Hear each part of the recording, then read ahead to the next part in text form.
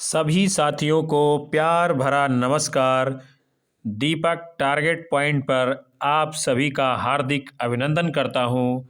आज हम लेकर आए हैं सामान्य अध्ययन के प्रश्नों की श्रृंखला को, जो आपके लिए भारतवर्ष की सभी प्रतियोगी परीक्षाओं में कारगर होंगे।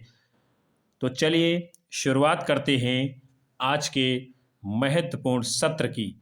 प्रश्न है आपके सामने, 11वीं पंचवर्षीय योजना का वर्ष 2012 तक गरीबी अनुपात को कितने प्रतिशत घटाने का लक्ष्य था? 2.0%, 2.5%, 10% और 15%। तो इनमें से जो आपका सही उत्तर होगा, 11वीं पंचवर्षीय योजना वर्ष 2012 तक जो गरीबी के अनुपात को घटाने का लक्ष्य था, विकल्प सी 10.0%। फिर है, भारत में जननांकीय इतिहास के महाविभाजन का वर्ष कौन सा माना जाता है? विकल्प हैं आपके 1921, 1947, 1951, 1982। तो भारत में जनांकिकी इतिहास में महाविभाजन का जो वर्ष है वो है आपका विकल्प ए 1921 ईस्वी। फिर अगला है, भारतीय हीरा संस्थान कहाँ स्थापित है? विकल्प हैं आपके नई दिल्ली, सूरत, मुंबई, जयपुर। तो भारतीय हीरा संस्थान कहाँ है? सूरत में। और सूरत कहाँ है? गुजरात में। फिर है, निम्नलिखित जनजातियों में से कौन सी केरल में पाई जाती है? विकल्प हैं आपके चेचू, लेप्चा, डफला, डाफर। तो इनमें से जो केरल में पाई जाने वाली जनजाति है वो है आपकी विकल्प बी लेप्चा। फिर है, मेघालय का पठार भाग है, यानी कि किसका भाग है? हिमालय श्रेणी का, प्रायद्वीपीय खंड का, पूर्वी घाट पर्वतों का, सतपुड़ा श्रेणी का। तो हिमालय का पठार भाग जो है वो किसका है? विकल्प बी प्रायद्वीपीय खंड का एक भाग माना जाता है। फिर है, पेट्रो रसायन के उत्पादन का सबसे बड़ा केंद्र कहाँ पर स्थित है? विकल्प आपके जामनगर, अंकलेश्वर, नूनमाटी, ट्रामवे। तो पेट्रो रसायन के उत्पादन का जो सबसे बड़ा केंद्र है वो आपके जामनगर में स्थित है। विकल्प ए आपका सही उत्तर है। फिर है, यदि जन्म एवं मृत्यु दर समान है तथा अंतः या बाह्य प्रवजनन नहीं होता है तो जनसंख्या में कोई परिवर्तन नहीं होता है, इसे क्या कहते हैं? स्थिर जनसंख्या, शून्य जनसंख्या वृद्धि, गत्यात्मक जनसंख्या, जनसंख्या की स्थिरता। तो यदि जन्म एवं मृत्यु दर समान है तथा अंतः या बाह्य प्रवजनन नहीं होता है तो जनसंख्या में कोई परिवर्तन नहीं होता है, तो इसे क्या कहते हैं हम? विकल्प बी शून्य जनसंख्या वृद्धि। फिर है, स्थायी विकास किसके उपयोग के संदर्भ में अंतर पीढ़ीगत संवेदनशीलता की घटना है?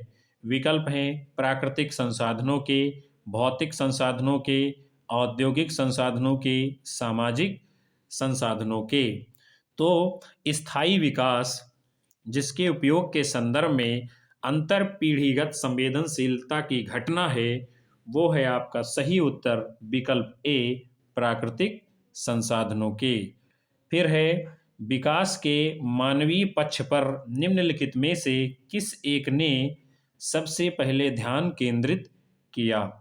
संयुक्त राष्ट्र विकास कार्यक्रम, समन्वित ग्रामीण विकास योजना, विश्व विकास प्रतिवेदन, सामुदायिक विकास योजना। तो विकास के मानवीय पक्ष पर इनमें से जिस एक ने सबसे पहले ध्यान केंद्रित किया है वो है आपका विकल्प ए संयुक्त राष्ट्र विकास कार्यक्रम। फिर है, निम्नलिखित में से कौन सा द्वीप भारतीय तट रेखा के सुदूरवर्ती द्वीप श्रेणी में आता है? भटकल, अरनाला, मिनिकोय, हैनरे। तो इनमें से जो द्वीप भारतीय तट रेखा के सुदूरवर्ती द्वीप की श्रेणी में आता है वो है आपका विकल्प सी, मिनिकोय। फिर है, वर्तमान मुंबई बंदरगाह के दबाव को कम करने के लिए कौन से पत्तन का निर्माण किया गया है? एन्नोर, हल्दिया, पारादीप, न्हावा शेवा। तो वर्तमान में मुंबई बंदरगाह के दबाव को कम करने के लिए जिस पत्तन का निर्माण किया गया है वो है आपका विकल्प डी, न्हावा शेवा। फिर है, भारत में कुल उत्पादित विद्युत में परमाणु शक्ति का भाग लगभग कितने प्रतिशत है? 2%, 3%, 4%, 5%। तो भारत में कुल उत्पादित विद्युत में परमाणु शक्ति का जो भाग है वो है आपका विकल्प सी, 4%। फिर अगला है, अधोलिखित युग्मों में से कौन सा सही सुमेलित नहीं है? विकल्प हैं आपके माउंट आबू, अरावली पहाड़ियाँ, कोडाई कनाल अन्नामलाई पहाड़ियाँ, उटकमंड नीलगिरी की पहाड़ियाँ, शिमला पीर पंजाल श्रेणी। तो इनमें से जो सुमेलित नहीं है वो है आपका विकल्प बी, कोडाई कनाल अन्नामलाई पहाड़ियाँ। जबकि माउंट आबू अरावली की पहाड़ियाँ हैं, ये क्या है? सही है। उटकमंड नीलगिरी की पहाड़ियाँ हैं, ये भी सही है। शिमला पीर पंजाल की श्रेणी है, ये भी सही है। जबकि कोडाई कनाल क्या है? यहाँ पर कौन सी पहाड़ियाँ पाई जाती हैं? उसका नाम है पलाना, पलाना पहाड़ियाँ, पलाना पहाड़ियाँ। फिर अगला है आपका, प्रायद्वीपीय भारत की नदियों में से कौन सी सबसे लंबी नदी है? विकल्प हैं आपके कृष्णा, कावेरी, गोदावरी, महानदी। तो प्रायद्वीपीय भारत की नदियों में से जो सबसे लंबी नदी है आपकी वो है विकल्प सी, गोदावरी नदी। अब इसकी कुल जो लंबाई है गोदावरी नदी की वो कितनी है इसको भी जान लेते हैं। 1465 किलोमीटर, ये किसकी लंबाई है? गोदावरी नदी की। और ये नासिक जिले महाराष्ट्र के दक्षिण पश्चिम में लगभग 64 किलोमीटर दूर स्थित त्रयंबक गांव की एक पहाड़ी से निकलती है। और वहां से निकलने के उपरांत क्या होता है आपको पता होगा कि ये बंगाल की खाड़ी में जाकर के गिरती है। तो प्रायद्वीपीय भारत की नदियों में जो सबसे लंबी नदी है गोदावरी, और इसकी लंबाई कितनी है? 1465 किलोमीटर। प्रश्न आपसे ये भी बन सकता है कि ये कहाँ जाकर गिरती है गोदावरी नदी? तो बंगाल की खाड़ी में। और निकलती कहाँ से है? नासिक जिले के दक्षिण पश्चिम से लगभग। फिर अगला है, भारत के निम्नलिखित लौह एवं इस्पात उत्पादक केंद्रों में कौन कोयला क्षेत्रों से काफ़ी दूर स्थित है? बोकारो, दुर्गापुर, कुल्टी आसनसोल, भद्रावती। तो भारत के लौह एवं इस्पात उत्पादक केंद्रों में से जो कोयला क्षेत्रों से काफ़ी प्रभावित रहा है और काफ़ी जो दूर स्थित है वो आपका जो सही विकल्प है इनमें से वो है आपका विकल्प नंबर 4 डी, यानी कि क्या है? भद्रावती। फिर जो है अगला प्रश्न है आपका, निम्नलिखित में से कौन सा युग्म सही सुमेलित नहीं है? विकल्प हैं आपके सरदार सरोवर बांध नर्मदा नदी, तलैया बांध कोनार नदी, गांधी सागर बांध चंबल नदी, नागार्जुन सागर बांध कृष्णा नदी। तो इनमें से जो युग्म सही सुमेलित नहीं है वो है आपका विकल्प बी, तलैया बांध कोलार नदी। जबकि क्या है? सरदार सरोवर बांध ये नर्मदा नदी पर बना हुआ है, बिल्कुल सही है। गांधी सागर बांध ये चंबल नदी पर बना है, ये भी सही है।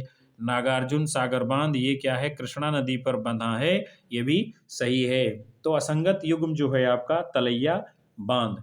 अब ये तलैया बांध बना कहाँ पर है, इसको भी जानना चाहिए। तो ये बना है आपका कहाँ पे, बराकर नदी के ऊपर, बराकर नदी के ऊपर। फिर अगला है, भारत में लिग्नाइट कोयले का सर्वाधिक जमाव पाया जाता है, यानी कहाँ पाया जाता है। विकल्प हैं आपके, झारखंड में, ओडिशा में, जम्मू एवं कश्मीर में, तमिलनाडु में। तो भारत में लिग्नाइट कोयले का सर्वाधिक जमाव जो पाया जाता है वो आपका इनमें से सही उत्तर होगा विकल्प डी, तमिलनाडु में। फिर है, कृष्णा नदी जल विवाद किन दो राज्यों के मध्य में है। आपको पता करना है कि कृष्णा नदी का जल विवाद किन किन राज्यों के बीच में चलता है। कर्नाटक एवं महाराष्ट्र, कर्नाटक एवं आंध्र प्रदेश, आंध्र प्रदेश एवं तमिलनाडु, आंध्र प्रदेश एवं महाराष्ट्र। तो आप जानते होंगे कि ये कर्नाटक नदी का जो जल विवाद है वो विकल्प डी, आंध्र प्रदेश और महाराष्ट्र के बीच में चल रहा है। फिर है, भारत के निम्नलिखित राज्यों में से किसकी प्रांतीय राजमार्गों की सकल लंबाई सबसे अधिक है। विकल्प हैं आपके, गुजरात, राजस्थान, उत्तर प्रदेश, महाराष्ट्र। तो भारत के इन राज्यों में से जिसकी प्रांतीय राजमार्गों की सकल लंबाई सबसे अधिक है वो है आपका विकल्प सी, उत्तर प्रदेश सही उत्तर है। फिर है अगला, निम्नलिखित में से कौन सा देश क्षेत्रफल में भारत से बड़ा नहीं है। विकल्प हैं आपके, रूस, ब्राजील, कनाडा, फ्रांस। तो इनमें से जो देश क्षेत्रफल की दृष्टि से भारत से बड़ा नहीं है वो है आपका विकल्प डी, फ्रांस। और इनका क्रम क्या है, रूस, कनाडा, अमेरिका, चीन, ब्राजील, ऑस्ट्रेलिया, ये जो है क्षेत्रफल के दृष्टिकोण से देशों का क्रम है। फिर अगला है, भारत में प्रथम जल विद्युत संयंत्र की स्थापना की गई थी, यानी कहाँ की गई थी। विकल्प हैं आपके, दार्जिलिंग में, शिव समुद्रम में, मोहरा में, खोपोली में। तो भारत में प्रथम जल विद्युत संयंत्र की स्थापना जो की गई थी विकल्प बी, शिव समुद्रम में। फिर अगला है, भारत में सर्वप्रथम खनिज तेल का कुआं खोदा गया है, कहाँ पर खोदा गया है।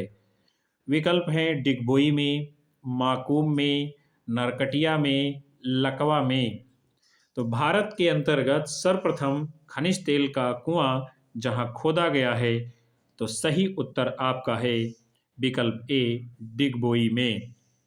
अगला है, भारत की निम्नलिखित बंदरगाहों में से कौन सा एक ओडिशा के तट पर अवस्थित है।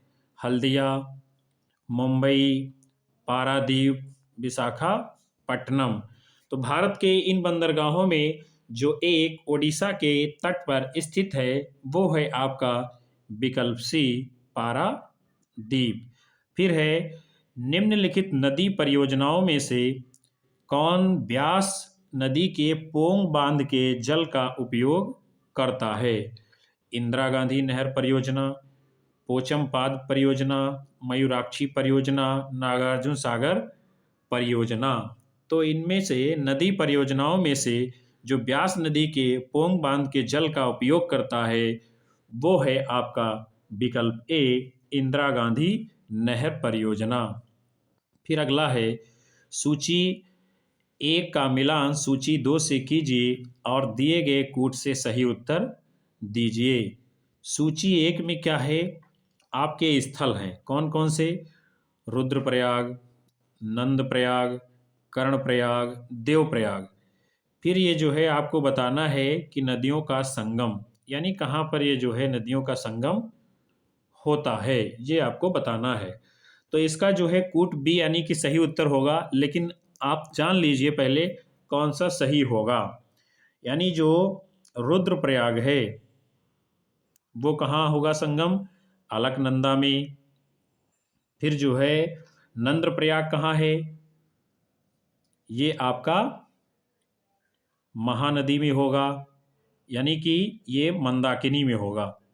फिर जो है कर्णप्रयाग, ये क्या है? ये अलकनंदा में होगा। और देवप्रयाग ये भागीरथी अलकनंदा में होगा। यहाँ पर जो है सूची एक ऊपर चली गई है, इसलिए थोड़ा सा मिलान का क्रम जो है इधर उधर हो रहा है।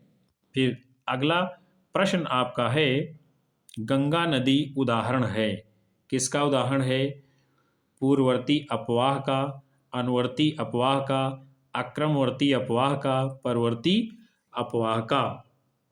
तो गंगा नदी जो उदाहरण है वो है आपका पूर्ववर्ती अपवाह का। विकल्प ए आपका सही उत्तर है।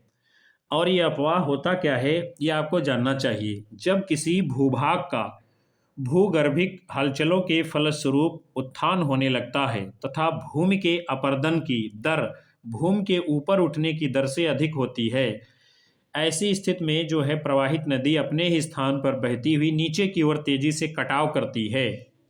ठीक है।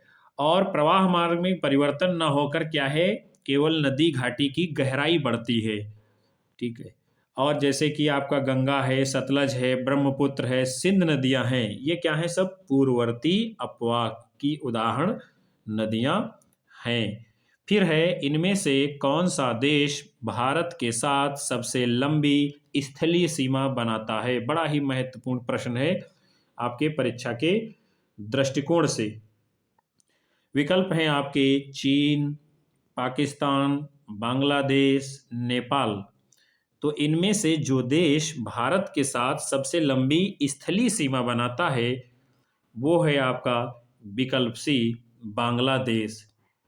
और कितनी लंबी सीमा बनाता है? वो है आपकी 4096.7 किलोमीटर। ये जो है इतनी लंबी भारत जो है बांग्लादेश के साथ में स्थलीय सीमा बनाता है। फिर है अगला, निम्नलिखित में से कौन सा तट कोच्चि बंदरगाह से संबंधित है? विकल्प हैं आपके मालाबार तट, कोंकण तट, कोरोमंडल तट, उत्तरी सरकार तट। तो इनमें से जो तट कोच्चि बंदरगाह से संबंधित है वो है आपका विकल्प ए, मालाबार तट। फिर है, निम्नलिखित में से कौन सा फूटलूज उद्योग का एक उदाहरण है? तेल शोधन, चीनी, सॉफ्टवेयर, एल्यूमिनियम। तो इनमें से जो एक फूटलूज उद्योग का उदाहरण है वो है आपका विकल्प सी, सॉफ्टवेयर। फिर अगला है, निम्नलिखित में से कौन सा हिमनद सबसे बड़ा है? विकल्प हैं आपके सियाचिन, बाल्टोरो, चोंगोलगम्मा और बियाफो। तो इनमें से जो हिमनद आपका सबसे बड़ा है वो है आपका विकल्प ए, सियाचिन। फिर अगला है, भारत के निम्नलिखित राज्यों में से कौन से रेल सेवा से वंचित है? यानी जहां पर क्या है, रेल सेवा नहीं है, ऐसा भारत का कौन सा राज्य है? विकल्प हैं आपके त्रिपुरा, मेघालय, अरुणाचल प्रदेश, मिजोरम। तो इनमें से जो भारत का राज्य है जो रेल सेवा से वंचित है वो है आपका विकल्प बी, मेघालय। फिर अगला है, संयुक्त राज्य अमेरिका यानी यूएसए के दक्षिणी कैलिफोर्निया में मृत घाटी उदाहरण है।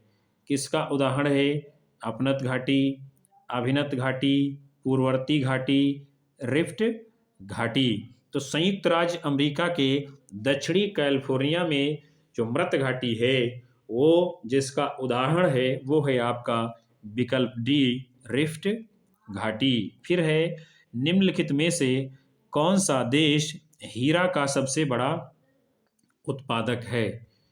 ऑस्ट्रेलिया, वेनेजुएला, रूस, बोत्सवाना। तो इनमें से जो देश हीरे का सबसे अधिक उत्पादक है वो है आपका विकल्प डी, बोत्सवाना। फिर अगला है, कोरियर सेवा से प्रतिस्पर्धा के लिए भारतीय डाक विभाग ने क्या किया था? द्रुत डाक सेवा का आरंभ किया है। तो कब किया है? विकल्प हैं आपके 1988 में, 1987 में, 1989 में, 1986 में। तो कुरियर सेवा से प्रतिस्पर्धा के लिए भारतीय डाक विभाग ने जो द्रुत डाक सेवा का आरंभ किया है वो आपका किया है विकल्प डी 1986 ईस्वी में। फिर है, भारत की निम्नलिखित फसलों में से किस फसल के अंतर्गत उसके शुद्ध सकल कृषि क्षेत्र के सिंचित क्षेत्र का सर्वाधिक प्रतिशत है? गेहूं, चावल, तिलहन, गन्ना। तो भारत की फसलों में से जिस फसल के अंतर्गत उसके शुद्ध सकल कृषि क्षेत्र के सिंचित क्षेत्र का सर्वाधिक प्रतिशत है वो है आपका विकल्प बी चावल। कौन सा है? चावल। फिर अगला है, निम्नलिखित नदियों में से कौन अपने मार्ग में परिवर्तन करने के लिए कुख्यात है? विकल्प हैं आपके गंगा, कोसी, दामोदर, गोमती। तो इनमें से जो नदी अपने मार्ग परिवर्तन के लिए कुख्यात है वो है आपकी विकल्प बी कोसी। और कोसी नदी को क्या है, ये बिहार में स्थित है, इसलिए इसको बिहार का शोक भी कहा जाता है, ये भी आप जानते चलिए। फिर अगला है, लेह अवस्थित है झेलम नदी के दाएं तट पर, झेलम नदी के बाएं तट पर, सिंधु नदी के दाएं तट पर, सिंधु नदी के बाएं तट पर। तो लेह कहाँ स्थित है? आपका सही उत्तर है विकल्प डी सिंधु नदी के बाएं तट पर। फिर है, लीप फॉरवर्ड पॉलिसी के कारण भूखमरी से लाखों लोगों की मृत्यु हुई थी। कहाँ हुई थी? रूस में, वियतनाम में, चीन में, जर्मनी में। तो लीप फॉरवर्ड पॉलिसी के कारण भूखमरी से लाखों लोगों की मृत्यु जहां पर हुई थी उस देश का नाम है विकल्प सी चीन में। फिर है, चेरनोबिल परमाणु आपदा घटित हुई थी। कहाँ घटित हुई थी?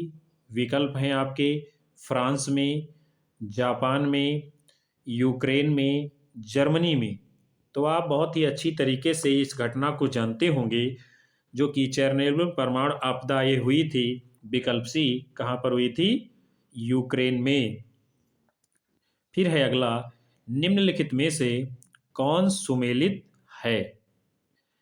नाग प्रति टैंक प्रक्षेपास्त्र है, त्रिशूल सतह से सतह प्रक्षेपास्त्र है, पृथ्वी सतह से वायु प्रक्षेपास्त्र है, और पिनाक हल्का वायु युद्धक है। तो इनमें से पूछ रहा है कौन सा सुमेलित है। तो इनमें से जो सही है वो है आपका विकल्प ए नाग। ये क्या है? प्रति टैंक प्रक्षेपास्त्र है और इसकी मारक क्षमता कितनी है? 4 से 9 किलोमीटर तक ये जो है मार सकता है। और त्रिशूल जो है सतह से हवा में मार करने वाला प्रक्षेपास्त्र है, पृथ्वी सतह से सतह पर मार करने वाला प्रक्षेपास्त्र है, और पिनाका क्या है? अपने देश में निर्मित है। ये बहुनालक रॉकेट प्रणाली है। इसके द्वारा क्या है, 1 सेकंड में लगभग 12 रॉकेट एक साथ दागे जा सकते हैं। फिर अगला प्रश्न है, भारत में सन 2024 में आई सुनामी द्वारा निम्नलिखित में से कौन सर्वाधिक दुष्प्रभावित हुआ है? कौन प्रभावित हुआ है? पिछावरम, भीतरकनिका, मुथुपेट, नागापट्टिनम। तो भारत में सन 2004 में आई सुनामी द्वारा निम्नलिखित में से जो सर्वाधिक दुष्प्रभावित हुआ था वो है आपका विकल्प डी नागापट्टिनम। फिर है, निम्नलिखित में से कौन सा खनिज केरल में बहुतायत में पाया जाता है? क्या टिन पाया जाता है, मैग्नीज, आभरक, मोनाजाइट? तो इनमें से जो खनिज केरल में अधिक मात्रा में बहुतायत मात्रा में पाया जाता है वो है आपका विकल्प डी मोनाजाइट। जाइट। फिर है सन 1818 में पहला सूती वस्त्र कारखाना निम्नलिखित क्षेत्र में शुरू हुआ था, यानी कि कहाँ शुरू हुआ था? पश्चिम बंगाल में फोर्ट ग्लास्टर में, महाराष्ट्र के मुंबई में, गुजरात के अहमदाबाद में, उत्तर प्रदेश के कानपुर में। तो 1818 ईस्वी में पहला सूती वस्त्र कारखाना जहाँ शुरू हुआ था वो है आपका विकल्प ए, पश्चिम बंगाल में फोर्ट ग्लास्टर में। फिर है कोंकण रेलवे जोड़ता है, यानी किसको जोड़ता है ये कोंकण रेलवे? विकल्प हैं आपके मुंबई से मनमाड को, रोहा से मंगलोर को, मैंगलोर से कोच्चि को, मुंबई से पुणे को। तो कोंकण जो ये रेलवे है ये क्या करता है? रोहा से मैंगलोर को जोड़ने वाला रेलवे मार्ग है। तो दोस्तों आज आपने बड़े ही महत्वपूर्ण सेशन के अंतर्गत सामान्य अध्ययन के मॉडल पेपर को देखा। मैं उम्मीद करता हूं कि आपको ज़रूर पसंद आएगा। तो कृपया वीडियो को लाइक करें, शेयर करें, कमेंट करें और अभी तक यदि हमारे चैनल पर नए हैं तो कृपया तुरंत सब्सक्राइब कर बेल आइकन दबा लें ताकि ऐसी ही और कक्षाओं का नोटिफिकेशन आपको समय पर मिलता रहे। और अपनी राय हमें कमेंट बॉक्स में दर्ज करें किस प्रकार की कक्षा आपको आगे चाहिए, ताकि हम और अधिक सुधार के साथ अगली कक्षा को ला सकें। तब तक के लिए नमस्कार, धन्यवाद।